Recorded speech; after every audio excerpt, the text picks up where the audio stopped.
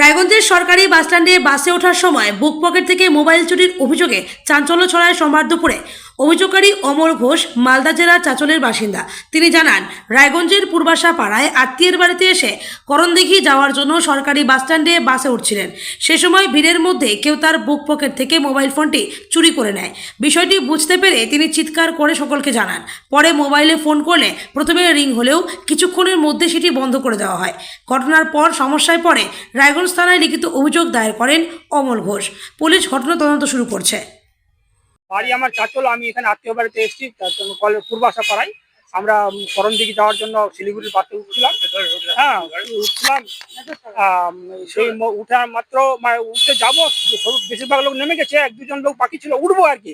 এই মুহূর্তে আমার ফোনটা টেনে নিল। আমি সঙ্গে সঙ্গে বললাম, চিৎকার করে বললাম, তাই যে বুক পকেটে।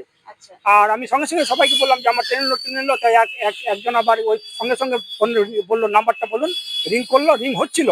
রিং হওয়ার কিছুক্ষণ পরে ফোনের সুইচটা অফ করে দিয়েছে। আর এটা হচ্ছে এই রায়গঞ্জ এনবিএসটিসি ডিপোতে।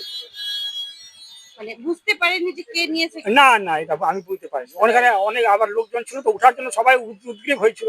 আপনি বাসে ওঠার সময়? হ্যাঁ, বাসে উঠতে যাবো আর কি, সিঁড়িতে। আচ্ছা, সিঁড়ির নিচে, বাসের নিচে সিঁড়িটাতে পা দিব, এমন সময় এই ঘটনাটা ঘটেছে। কোথায় যাচ্ছিলেন? আমরা করণদিঘি যাওয়ার জন্য যাচ্ছিলাম আর কি। বাড়িটা আপনার কোন জায়গায় বললেন? চাঁচলের কোন জায়গায়? চাঁচলে কোর্টের পাশে। এই শহরের মধ্যে চুরি, কি বলবেন এই ঘটনা? কি বলবো, এটা এটা তিক্ত অভিজ্ঞতা। এইভাবে আমরা সবসময় এরকম আমার আরো হয়েছে, আজকেও এরকম হলো, মনটা খুব খারাপ লাগছে। এখন আমি কোনো, আমার কাছে ফোন নাই যে আমি কোনো যোগাযোগ করবো। প্রশাসনের দ্বারস্থ হয়েছে? হ্যাঁ, প্রশাসনকে আমি প্রেয়ার করছি যে ওনারা যদি কিছু সুরাহা করতে পারে।